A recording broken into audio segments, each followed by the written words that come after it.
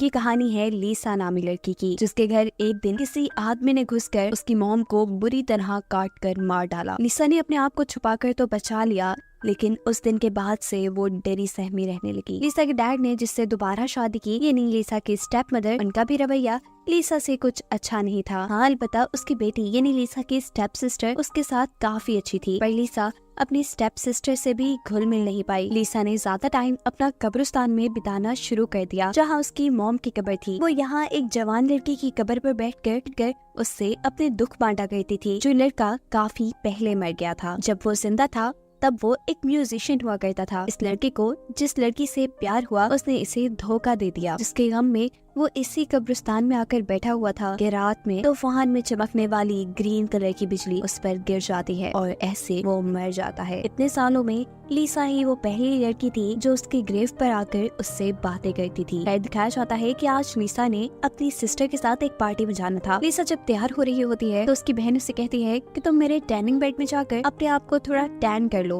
अपनी बॉडी को थोड़ा डार्क कर लो। उसकी बात मानकर लीसा चाहती तो है, लेकिन इस बेड में थोड़ी खराबी थी। लीसा को इस बेड में लेटने पे करंट लगता है। अलबत्ता वो फिर भी पार्टी में चली जाती है, जहाँ उसकी बहन तो अपने फ्रेंड्स के साथ बिजी हो गई थी और लीसा यहाँ बेचारी अकेली। यहाँ एक लड़का शरारत में उसके जूस में कुछ मिला देता है और फिर उसके साथ बदतमीजी करने की कोशिश करता है। तब लीसा उसे बचकर वहाँ से भाग आती है। अपने साथ होने वाले इस वाक़ये से वो बहुत ज्यादा दुखी थी। वो इस लड़के की कब्र पर बैठी हुई दुख में कहती है कि काश तुम मेरे पास होते। ये कहकर लीसा अपने घर आ चुकी थी और पीछे दिखाया जाता है कि आसमान में आज दोबारा से ग्रीन बादल छाए हुए हैं। वो अब घर आती है। उसे अभी भी इतना गुस्सा आया हुआ था कि उसने अपने घर का एक मिरर तक तोड़ दिया था, और उसके ऐसा करते साथ ही हम आसमान से ग्रीन बिजली को कब्रिस्तान में गिरते हुए देखते हैं। ये बिजली उसी लड़के की कब्र पे गिरी थी जिससे लीसा बातें किया करती थी, और अब वो लड़का जिंदा हो चुका था, जिसकी खबर अभी किसी को नहीं है। दिखाया जाता है कि लीसा के उठने पर उसके स्टेप मॉम ने उसे बहुत डांटा है, क्योंकि रात में उसने घर का शीशा तोड़ा है। वो उसे इस शीशे के पैसे मांगती है। हालांकि लीसा तो कोई जॉब भी नहीं करती, उसके डैड भी उसका कोई साथ नहीं देते, और ऐसे लीसा को नुकसान भरने के लिए एक पार्ट टाइम जॉब करनी पड़ती है। जब वो घर आई तो उसने देखा कि सब लोग खाना खा चुके थे और वो लोग मूवी देखने जा रहे थे। लीसा की बहन उसे भी साथ चलने को कहती है, लेकिन लीसा थके होने की वजह से उनको मना कर देती है और उनके जाने के बाद खुद एक हॉरर मूवी लगाकर बैठ जाती है। इस वक्त अचानक उसके घर पर कोई घुस आता है, जो लीसा को कोई भूत या ज़ॉम्बी लग रहा था। उससे बचने के लिए वो कभी इधर भागती है तो कभी उधर, और आखिर में छत पे चढ़ने का फैसला करती है, जिस पे चढ़ने से वो नाकाम हो चुकी थी और गिरती है वो उसी भूतिया आदमी के ऊपर, जिसके अंदर से ग्रीन कलर का गंदा लिक्विड निकलकर भी लीसा के ऊपर गिर जाता है। गार्डन में चलने वाले शॉवर से इस लड़के के ऊपर से मिट्टी हट जाती है और ये घर के अंदर आ जाता है। लीसा उसे पहचान नहीं पा रही थी। तब वो लड़का उसे इशारों में बताता है कि मैं वही ग्रेव वाला आदमी हूँ जिससे तुम बातें करती थी, और मैं तुम्हारी उसी विश की वजह से जिंदा हुआ हूँ जिसमें तुमने बोला था कि काश तुम मेरे पास होते। लीसा को अभी भी कुछ समझ नहीं आ रही थी, लेकिन समझने से ज्यादा जरूरी था इस आदमी को नहलाना, क्योंकि इसके अंदर से बहुत ज्यादा गंदी स्मेल आ रही थी। यहाँ हम देख पा रहे हैं कि इस आदमी का एक हाथ नहीं है, और साथ में उसने लीसा को दिखाया है कि उसकी जुबान भी नहीं है। वो जब नहाकर बाहर निकलता है तो लीसा देखती है कि उसका एक कान भी नहीं है। वो आदमी लीसा को समझाता है कि मुझे तुम्हारी मदद की जरूरत है अपने बाकी सारे बॉडी पार्ट्स ढूंढने के लिए। इससे पहले ये लोग आगे कुछ बात करते, लीसा की फैमिली घर वापस आ जाती है, लेकिन घर की हालत तो बहुत ज्यादा बुरी हुई हुई थी। इस ज़ॉम्बी से बचने के लिए चीजें कुछ इधर उधर पड़ी थी तो कुछ टूट चुकी थी, और लीसा की स्टेप मदर का मानना था कि ये सब लीसा ने जानबूझ के किया है। वो अपने हस्बैंड से यानी लीसा के डैड से कहती है कि तुम्हारी बेटी पागल हो चुकी है और अब हम इसे पागल खाने छोड़ाएं। लीसा उन्हें बहुत बताने की कोशिश करती है कि ये सब उस क्रिएचर की वजह से हुआ जो उनके घर में घुस आया था, पर उसकी कोई बात नहीं सुनी जाती, और ये सारी बातें वो क्रिएचर भी कमरे में सुन रहा था। जिसके बाद लीसा बेचारी रोते रोते सो जाती है और वो क्रिएचर लीसा की कबर्ड पे सो जाता है। सुबह होने पर वो क्रिएचर खुद ही लीसा को एक ड्रेस देता है, जिसे पहनकर वो काफी कॉन्फिडेंस के साथ आज कॉलेज आई थी, क्योंकि आज पहली मर्तबा उसे फील हो रहा था वो अकेली नहीं है, उसका भी कोई साथी इस दुनिया में है। यहाँ वो लड़का जो लीसा को पसंद किया करता था वो भी लीसा से बात करने की कोशिश करता है, लेकिन इस जगह लीसा की बहन आकर उस लड़के को लीसा से दूर कर देती है, क्योंकि उसका मानना है कि ये लड़का लीसा के लिए अच्छा नहीं है। खैर, अब सीन कट होकर अगले दिन हमें दिखाया जाता है कि जब लीसा की मॉम खाना खा रही थी तो उस टाइम गुस्से में वो क्रिएचर लीसा की मॉम के खाने में एक कीड़ा डाल देता है, क्योंकि उसे लीसा की मॉम बिल्कुल नहीं पसंद आई थी।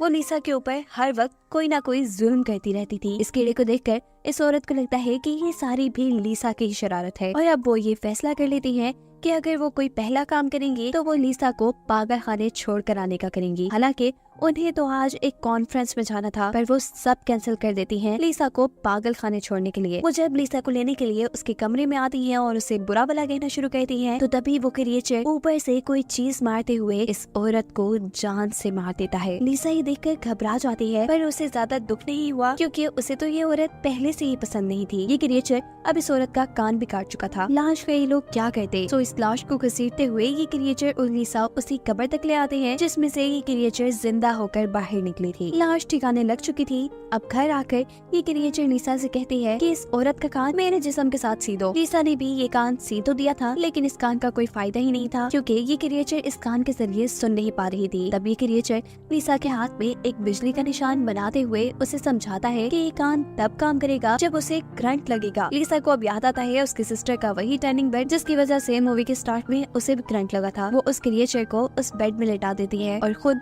अपने बालों को स्टाइल करने लगती है। साफ जाहिर हो रहा है कि लीसा अब काफी खुश है, काफी कॉन्फिडेंट भी है और ये सब हो रहा है इसी क्रिएचर की वजह से जिसे वो अपना दोस्त मान रही है। ये क्रिएचर जब उस टर्निंग बेड से निकलकर बाहर आता है तो पता चला है जो कान उसने सिया था वो भी अब काम करने लगा है। अब लीसा अगले दिन खुशी खुशी तैयार होकर कॉलेज जाती है। उसका कॉन्फिडेंस, उसका स्टाइल देखकर काफी लोग उसे पसंद करने लगे थे। कॉलेज में वो बहुत ज्यादा मशहूर हो गई थी और ये सब कुछ ही दिनों में हो गया था। अपनी इसी पॉपुलैरिटी का फायदा उठाते हुए लीसा उस लड़के से दोस्ती करती है जिसने मूवी के स्टार्ट में लीसा से बदतमीजी करने की कोशिश की थी। ये दोस्ती वो अपना बदला लेने के लिए कर रही थी क्योंकि अब हम देख रहे हैं कि लीसा इस लड़के को उस कब्रिस्तान में ला चुकी है जहाँ पर पहले से ही वो क्रिएचर मौजूद है। ये क्रिएचर बड़ी ही बेदर्दी से इस लड़के का हाथ पकड़कर काट लेता है। उसने ऐसा इसलिए किया क्योंकि उसके अपने पास एक हाथ नहीं था। उसका हाथ लेने के बाद वो लड़का मर जाता है। ये लोग उसे इसी कब्रिस्तान में दफना कर घर वापस आते हैं। पहले की तरह ही लीसा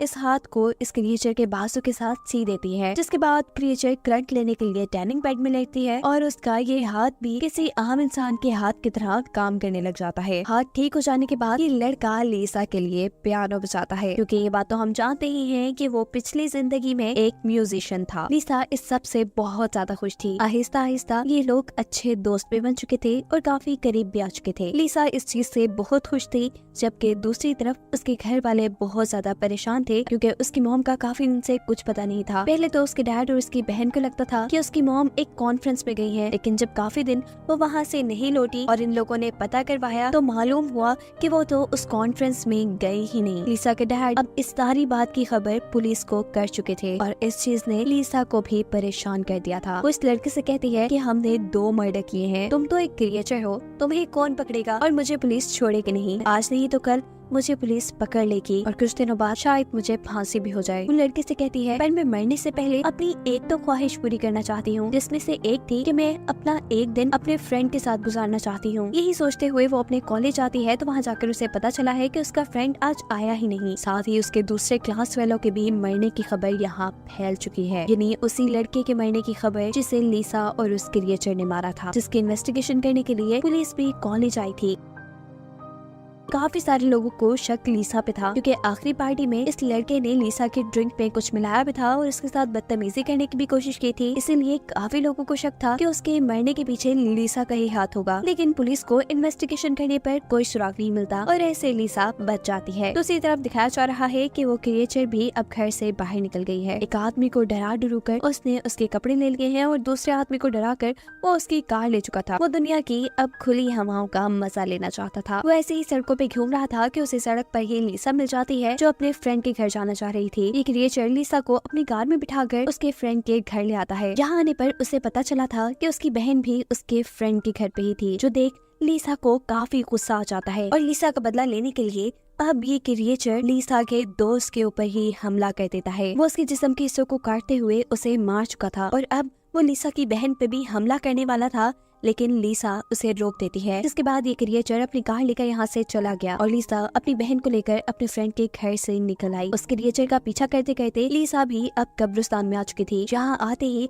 मौका पाकर लीसा की बहन उससे बचकर भाग जाती है और इस वक्त पर लिसा को ख्याल आता है कि वो क्रिएचर उसे बुरी तरह फंसा चुका है। उसने 3 मर्डर कर दिए हैं जिसका इल्जाम लिसा पर ही जाएगा और इस गुस्से में वो इस क्रिएचर को ही खत्म करने का सोचती है। वो पीछे से उस पर वार करने आ ही रही थी पर आखिर वो उसे नहीं मार पाती क्योंकि एक अकेला वो ही उसका दोस्त था।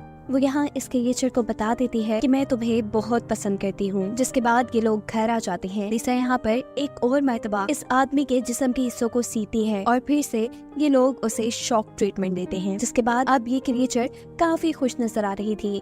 उसने एक रिंग पहना कर लिसा से शादी भी कर ली थी। इसी रात में पता चलता है कि लिसा को पकड़ने के लिए घर पर पुलिस आ चुकी है, लेकिन लिसा जेल नहीं जाना चाहती। वो हमेशा इस क्रिएचर के साथ रहना चाहती थी और इसका सिर्फ एक ही रास्ता था कि लिसा भी मर जाए। अपने आप को मारने के लिए लिसा टैनिंग बेड के अंदर जाकर उसकी हीट को फुल कर देती है और ऐसे कुछ ही देर में जल कर मर जाती है। कहानी के आखिरी सीन में दिखाया जाता है कि लिसा के डैड और उसकी सिस्टर उसकी ग्रेव पर प्रे करने आए हुए थे, जहाँ लिसा की सिस्टर नोटिस करती है कि उसकी ग्रेव पे लिखा है बिलव्ड वाइफ। वो लोग तो यहीं से चले जाते हैं और यहीं हमें वो क्रिएचर एक बेंच पे दिखाई जाती है जो कि एक किताब पढ़ रही थी, पर शुरू में तो उसके पास जुबान नहीं थी और लिसा ने तो किसी की भी जुबान उसके साथ जोड़ी नहीं थी। इसका मतलब है कि खुद ही इस क्रिएचर ने किसी को मारकर उसकी जुबान ले ली थी, जिसके बाद अब वो एक पूरा इंसान बन गया था। दिखाया जाता है कि गोद में उसने लिसा को लिटाया हुआ है, यानी उसने लिसा को भी जिंदा करवा लिया था और ये दोनों अब ये लाइफ एक साथ गुजारने वाले थे। और यही सब दिखाते हुए ये कहानी यहाँ खत्म हो जाती है।